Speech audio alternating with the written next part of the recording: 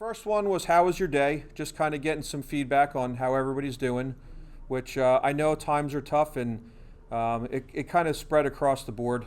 So some said great, some said could have been better. And then my third one is there, Mama told you there'd be days like this, as they always are, right? Second question, did you provide virtual learning during remote instruction in June?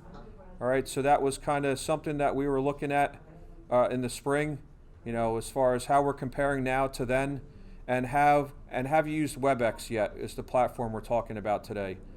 So looks like the majority of people did provide virtual learning in the spring, which is good in some form, and the majority of people have not used WebEx. So I'm glad that I'm not totally wasting your time, and I'm going to tell you about something that that you didn't know about. All right.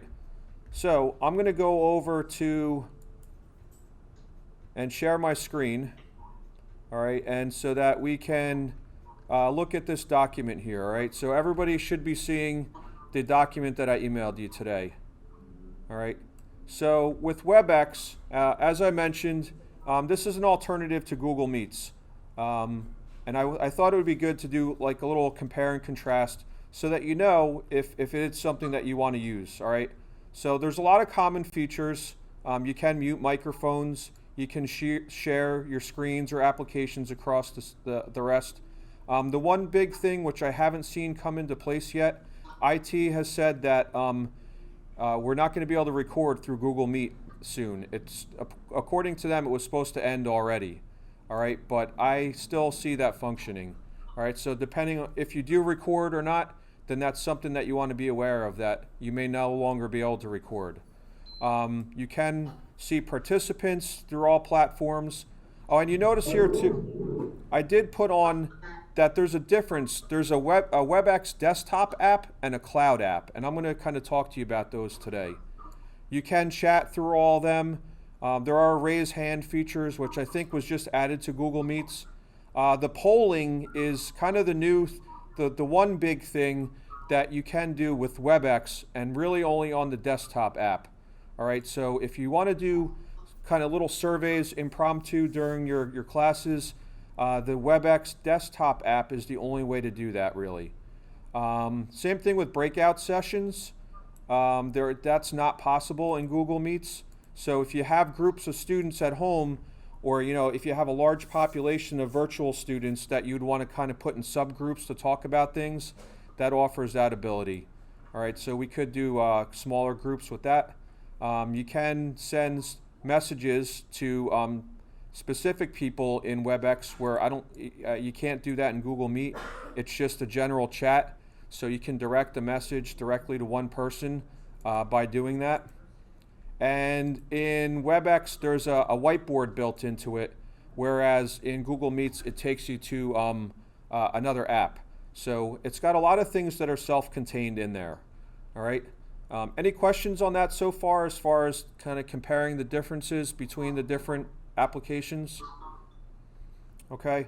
So next, what I'm going to do is just go over to looking at the interface, because it can be a little bit maybe overwhelming, or as we kind of look through things, I know when I first looked at WebEx, I didn't really like it, and because I didn't really understand what things were. So IT sent everybody your login information. It's basically your sign in or your email address, your school email.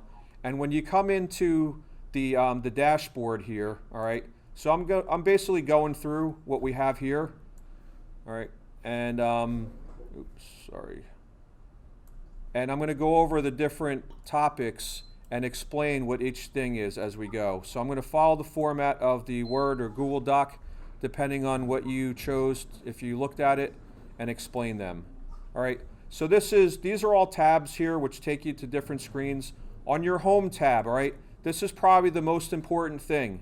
All right, this is the static address, which means it never changes, just like in Google Meet. So you can post this to your classroom, and I'll just show you kind of how that looks. I know Mr. Earhart, in his infinite wisdom, found a way of suggesting how to post that onto your Google Classroom.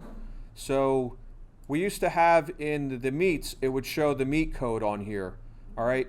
So what we did, if you go into the settings on your classroom, he figured out and came up with the way of just putting that address right in there. So it's going to show up in your header. It's not clickable, but the students can go in there and they can copy and paste it. And then that way they would have access to your classroom every day.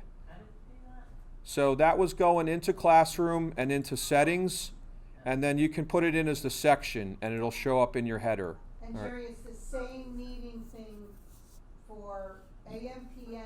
Yes. And every day it's the same one, you don't create a new one like? Yes, that's so yeah, the question was asked by Laura, if that code changes for the AM and PM. And I guess you could think of that as being a downside in that your PM could attend your AM or vice versa. But you can always remove people from the classroom if for some reason that they shouldn't be in whatever session, all right? So I know that kind of at first that may seem like a negative aspect, but I don't think it really is because you do have control over that, all right? So you have that link. You can just click here to copy it. There are more ways to join, like with a phone and things like that. I actually used the WebEx app today. I was outside and showing my virtual students what we do at break time every day and kind of seeing outside. You can also schedule a meeting, all right? So if you had a particular time, you could go through that way. I find it though, and I'm going to talk about the different types of meetings as we go down here.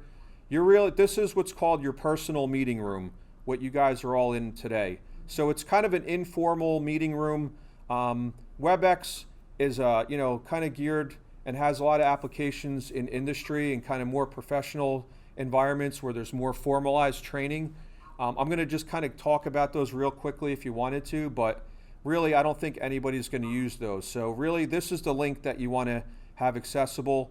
And really, so all you're doing is you're posting that link, and each day, and this is what I do, I come into here, and actually I'll use the desktop app, and you just do start meeting, all right? So I think this is going to add me as another participant if I do this.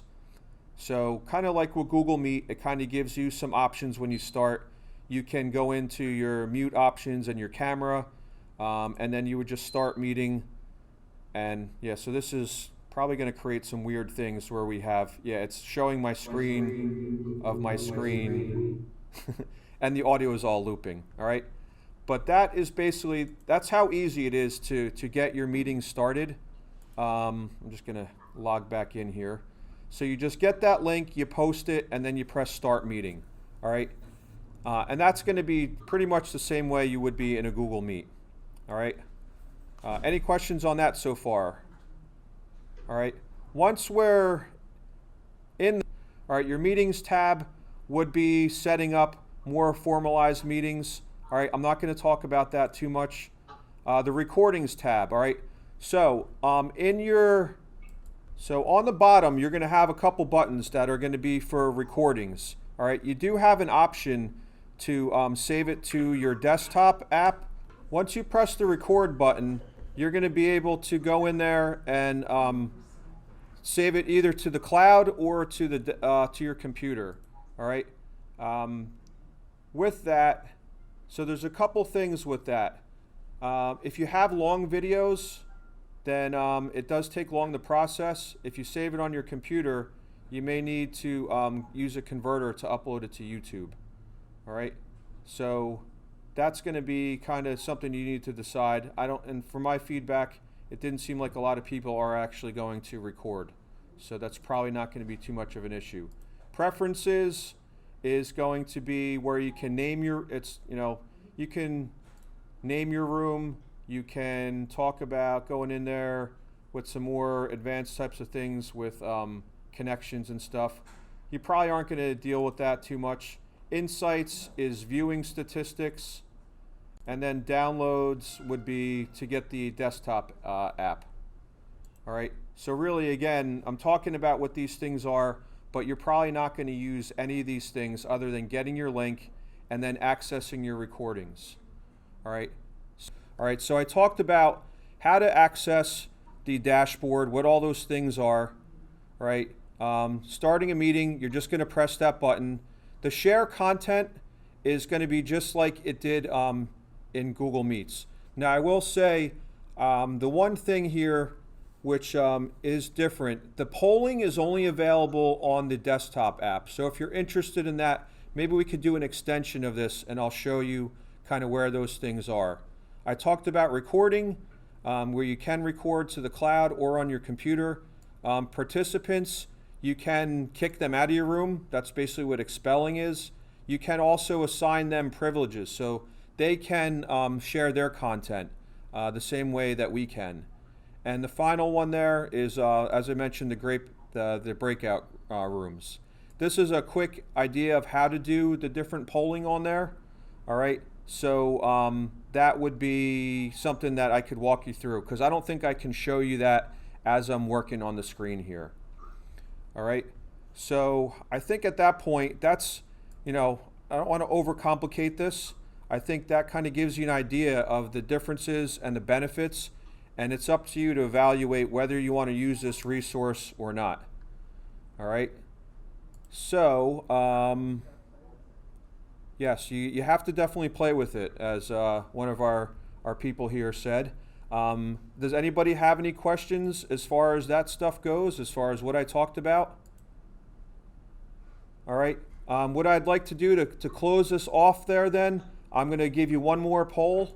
It's got three questions, all right?